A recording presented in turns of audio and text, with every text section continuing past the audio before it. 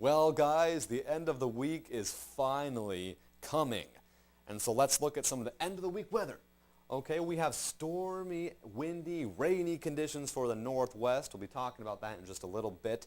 But below the jet stream, we have warm and dry for the southwest, heavy thunderstorms for the southeast, northeast, some rain showers, and even some balmy conditions up there in Canada. But we have some windy air also moving through portions of the Midwest with some showers too. So from coast to coast, we're seeing some pretty active weather. So we're going to have to keep an eye on if that will actually continue into next week. And my best guess is yes, the jet stream is actually going to be kind of doing the same thing as we get into the early part of next week. But the coldest air is trapped up there in Canada.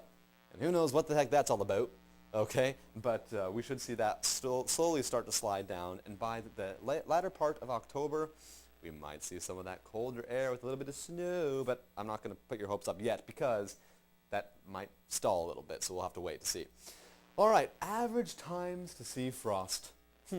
A lot of you have been like, where's my cold? I don't have any cold or any snow. Well, let me tell you when. Usually you should be seeing average frost or snow. Look at this. The west coast, early November, we should start seeing that frost. Most of the north and central portions of the United States should see it towards late September, early October. But portions of the southeast usually don't see it that much. And so you might be seeing it this winter, but really you don't see it too often. So cheer up. Cheer up. Wipe those eyes because you're going to get some cold.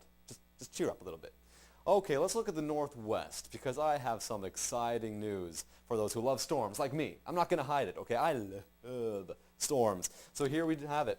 Thursday, a big low pressure system is going to be moving rain into the northwest and just taking it by a stronghold and choking us to death basically with this rain. And then the next storm comes in Friday, moving in those howling winds with this big low pressure system. So one after another, rain and wind and destruction and the end of the world. No, I'm just joking. No, it's not going to be quite like that, but still pretty darn intense. So even places around the whole country, this month has been a pretty active month. You can't even argue about that. It's been a very exciting month, and the Northwest is going to be getting their taste of that towards the end of this week, actually. Okay, let's look at Portland, Oregon right now. Thursday and Friday, as I just said, windy, rainy.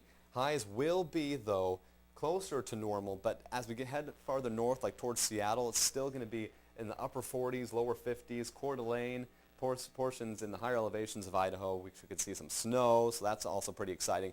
Saturday through Tuesday, we warm up, dry out, and we even see those low temperatures actually kind of cooling off a bit just because of the clearing. And let's look at the temperature trend because I thought this is rather interesting. October 24th, we do see temperatures getting a little above 65, so it's going to be kind of a mild day for the 24th. But look, we cool down to the point where we get below 55 for the 26th and even into the 40s for the 29th. No joke, guys. We could see a little bit of rain and wet snow for the west for Halloween, which means portions of the northeast, that's right, you might even see a little bit of snow too. So I'll keep an eye on that for you. But towards, let's say, Friday, I'm going to be talking about the Midwest and some of the cooling that will be taking place there as well. All right, there's your weather blog.